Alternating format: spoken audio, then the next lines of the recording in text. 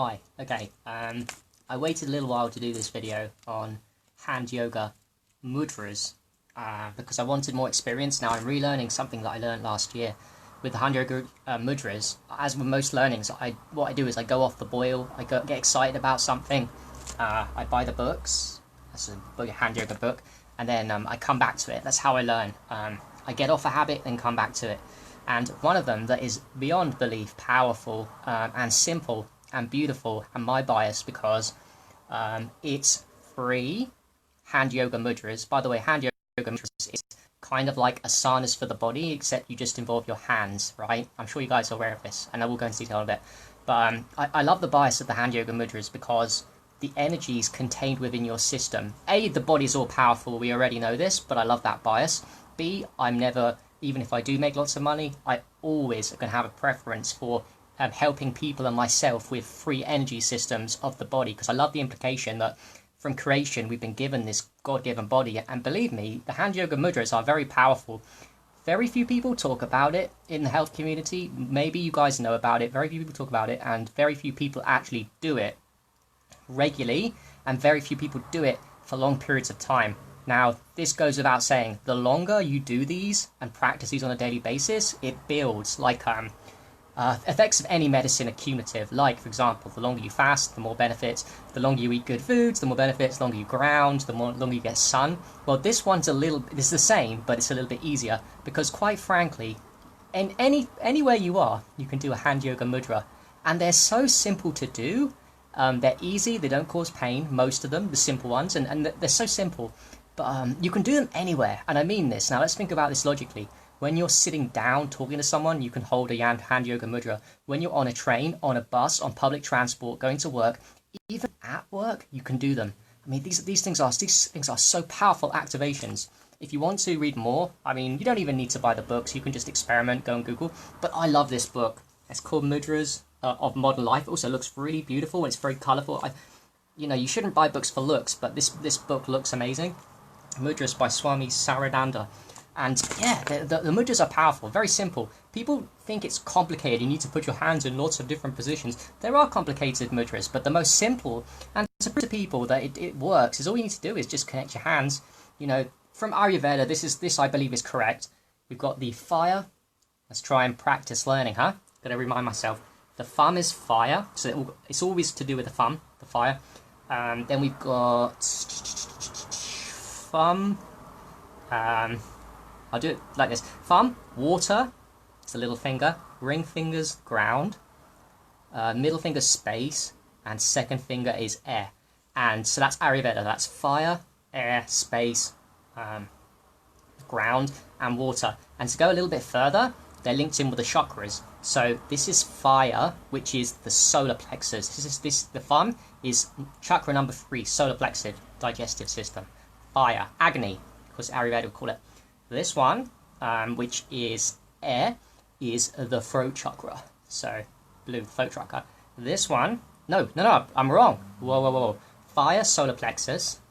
I'm wrong. Solar plexus, fire is correct. This is the heart chakra. I apologize, green, the heart chakra. So, there's the lower triangle, of which this is the peak of the lower triangle, the solar plexus, the lower basal triangle, and this is the beginning of the higher triangle, the heart activation, compassion. So the heart chakra is here. This one is the throat chakra, second of the higher triangle.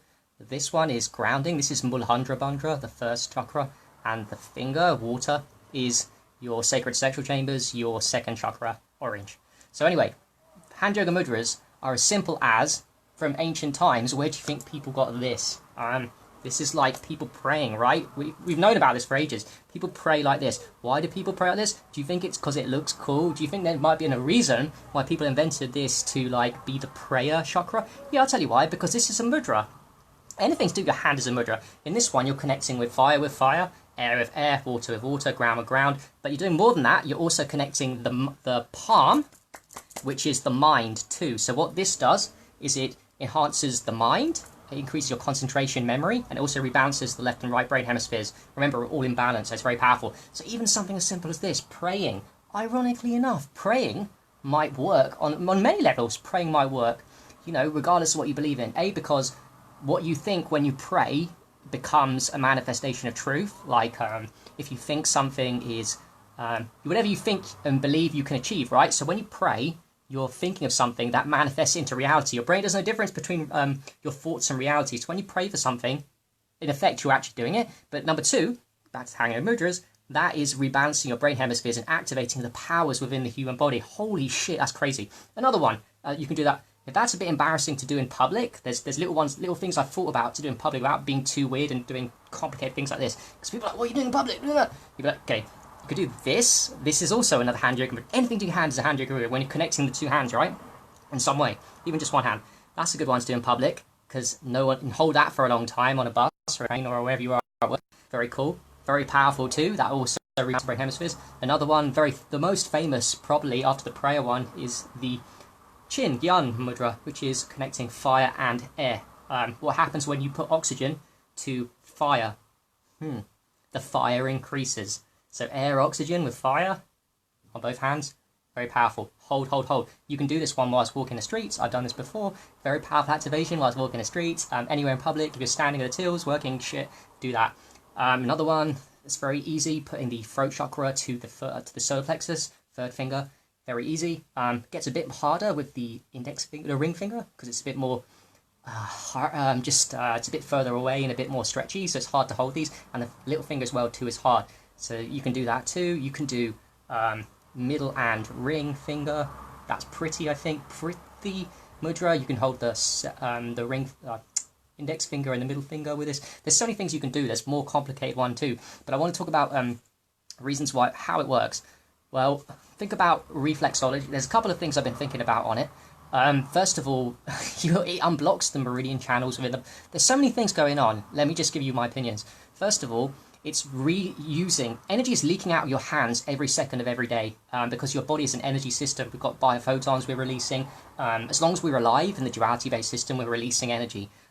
This is why touching, by the way, is really powerful. Massaging, sexual massaging, but also massaging someone paid or whatever, or unpaid. Very powerful because you're touching with the energies within your hands on another person, and also why it works on yourself because it's in effect, we're always leaking out energy, and when you do these kind of things, these mudras, what you're doing is you're closing, for the first time in your life, because most people don't even ever practice this, apart from when they're handshaking someone, you know, as a cultural thing, or praying by accident, you're actually closing the circuit of things that we normally leak out. So every single second of every single day, pretty much everyone is leaking out energy from their system. So when you do like just 5 minutes of that, or 5 minutes of prayer, or 5 minutes of this, what you're doing is you're closing the circuit and you're reusing energy systems instead of leaking it out. And I think a lot of things are going on. Now look at reflexology. In reflexology, you've got, so I told you about fire, earth, air, that's Ayurveda, I think that's correct. I've also told you about the chakras. Now reflexology, the fingers are the brain, right? So, and as you go down, there's the colon, you've got the lungs up the top. In reflexology, the hands control the entire body system. So when you connect the tip of fingers with the thumb in this way, I think that's activating a brain, something to do with the brain, because that's what reflexology says. The reflexology says the brain is in the fingers. I think that's true. That's almost why every time I do, it's my opinion here, every time I do hold them for a long period of time, it seems like every single mudra, it doesn't matter which one it is, and they all do different things a little bit, but what I'm learning is they all do the same thing to me in a way. They're all enhancing my mind state and my emotions and my mood.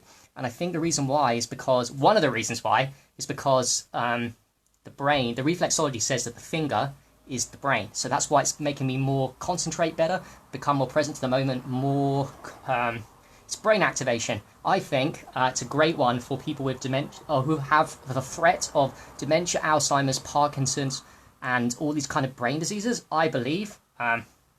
A bit controversial maybe that science will catch up with what I'm saying. I might be wrong too. I think that doing these all with the fingers, the hand yoga mudra, whichever one you practice, will really do something to remove all brain diseases. Absolutely. So that's, I think the link is to do with reflexology on that one. So yeah, another thing, it definitely unblocks the chi, if you want to believe in chi, meridian. We all have meridian blockages inside us. When we do these, what we're doing is we recirculate. Like I said before, we're recirculating closed energy systems. Open energy systems are going back into the body, so it's like a loop. Instead of losing it out and just giving out to the atmosphere into the world, we're closing that energy system, and that energy system goes back into the body, and therefore any meridian blockages we have, any chakra blockages, meridian blockages, chi blockages, whatever you want to call it, it's getting unblocked. Now, the longer you do it, the more you can unblock it. The more the more diseased you are, the more blocks you do, the more you have to do. But I just feel it intuitively. Sometimes when I've eaten too much food, I can feel toxins within my body at that point. And if I hold afterwards for long enough, I can feel the toxicity, like stressing myself, getting unblocked. So I also think it's detoxing. It's a very powerful detox. I could talk forever about this. I think it's detoxing too on a very powerful level. It's not just one activation with all these health therapies. It's like a multiple thing. It's literally detoxing you. Especially some of them particular ones. If you read up in this book, and there's some science on some of the ones that are probably more powerful for detox, but I think they all do this. They're all detoxing the body. So there's loads of activations going on. There's tons. I'm trying to think of more. Oh, there's another one. To do with reflexology too. In reflexology, they say that it's not just the fingers are the brain, and then they've got all of the organs. There's more than that. Each line is the part of the body. So I'm trying to say there's 10 zones of the body, right? Zone 1, 2, 3, 4, 5, 6, 7, 8, 9, 10. There's 10 zones of the body. So when you activate one zone, this zone of the thumb, for example, it works its way all the way down one particular line of the body, straight line. This second finger works down a straight line the entire body. This third finger works down a straight line. If you hear what I'm trying to say, with the little finger being the outer edges of the body. So this is correct information too. It's found out at the very beginning of reflexology. So we've got 10 zones of the body. The little fingers are the outer edge zones, and these are you become more inward until you get to the middle of the human body. The middle. Yeah, the sashimi. The middle of the human body is the thumb. So what happens when you do reflexology, just for a second, is when you do rub your thumb, or one of your thumbs, and massage it, you're actually healing the entire, not just the brain, which is activated part of it, you're healing the entire zone 1. And zone 1 is here, yeah, near the middle. So when you do this one, when you massage this one, you're healing the entire, from the head to the hands to the feet, of zone 2, zone 3, zone 4, zone 5 outer edges. So I think when you do like this and this, for example, you're also unblocking the entirety of zone 1, entirety of, forget about chakras for a second, it's entirety of zone 1, zone 2 are getting unblocked. That's there and there. So if you did 5 and 1, that's the outer edges and the inner are getting unblocked at the same time for the entire body. That's crazy to think about. I've just given you like a list of things that I'm fucking around with on activations with mudras. Just know this. They are really... Look at that. It's natural, right? We do mudras naturally. Like when I talk, just for that now, like I do this. Yeah, we hold it for seconds. But the key with these, they will work whatever stage of the journey you're at, 4 minutes or whatever. But if you start messing about with these for 40 minutes, an hour... Oh, a great one too. If you're going to the cinema, which is... You know, we know not the most healthiest environment in the world. You're looking at blue lights, you're inside, sorry. It's not a very healthy environment. You can be really healthy going to the cinema, but you know how? Just hold like a simple mode. You don't even have to embarrass yourself by doing something complicated so people next to you see what you're doing. What I do is like, I'll just do this, or this, at the cinema, but the entire length of the movie. Yeah, and you hold and hold and hold for 1.5, 2 hours. What do you think that's going to do? When you're sitting down watching TV, sitting down listening to audio podcasts outside when you're with your friends, why not hold a mudra? Hold, hold, hold. What I've noticed is there is blockages in my body because it gets painful. Even the simple mudras can get really painful if you hold them for too long. For me, that's an indication to me that I have a damaged brain. I already knew that anyway. But the point is, it can get really painful. These simple ones get really painful the longer you hold of it. And as soon as it gets painful, for me, you don't have to do this. What I notice is, at that point, I've got to carry on with the pain, because after the pain goes, I start getting to a really high activation. So the pain, for me, and I might be wrong here, but I've got a theory that whenever we do these mudras for a long time, 20 minutes, 40 minutes, an hour and a half, whatever, at the point where you get pain, and I don't think it would be just me, I think you guys too will get pain, even with the most simple mudras, you'll get pain at some point. That's an indication, the pain, that you're getting to the point where the blockages are being released. So you're at that point where it's really painful to hold the simple ones because you've been doing it for so long. That's an indication that, shit, your body's energies are really hitting some blockages and they're going through the shit. And that's your body saying, that's your ego saying, don't do it anymore. because it's too painful. Now, if you persist with the pain, and I mean it can get quite painful, you'll be surprised at how painful it can be to hold simple mudras for a long time. Depending on what level of health you are, it will happen different times, but it will happen to all of us, pretty sure. Let me know if it happens to you.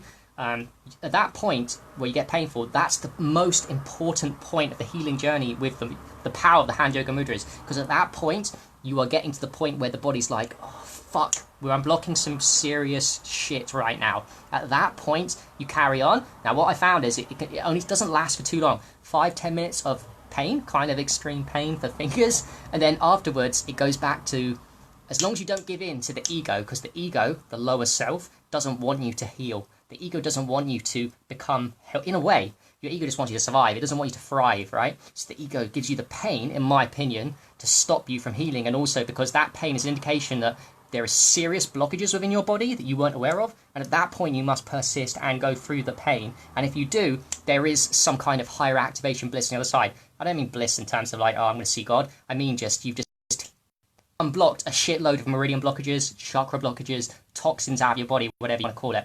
So yeah, I'm interested to hear your opinions on the pain thing.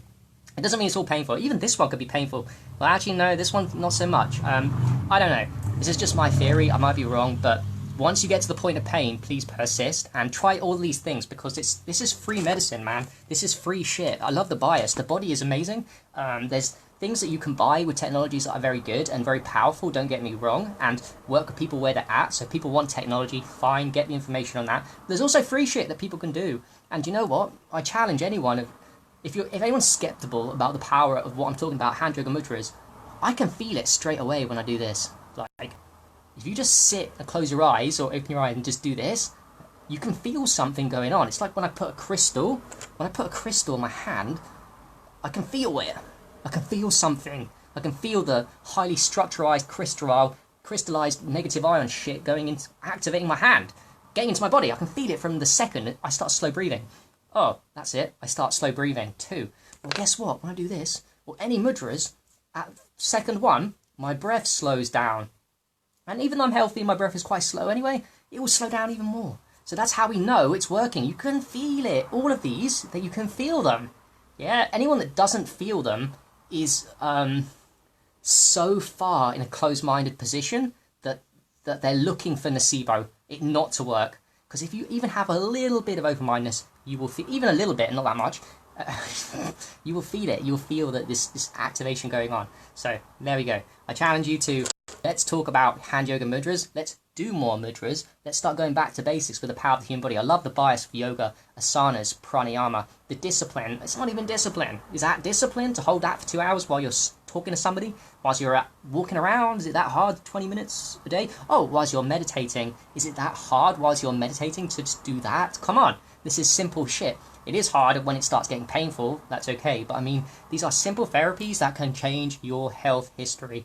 Very powerful. I love the bias, and yeah, thank you very much for watching. And also, if you do want to buy a book and watch YouTube videos, I recommend this book. It's got really lovely colours, and there's so many different ones. I want to take, there's a lot of things I want to do. I'm going to become a bit mastery onto hand yoga mudras, all the different ones. I want to play around with, even though they all, I believe, like I said before, do very similar things and unblock chakras, meridian points, zones in the body, unleash toxins, activate the brain. They all do the same thing, but also I think there is subtlety between, you know, the fire, earth, water, and maxing all this shit. It's a beautiful mastery. Buy this book, Mudras from Modern Life, Swami Sarananda, and enjoy and let me know how it goes. All right, peace.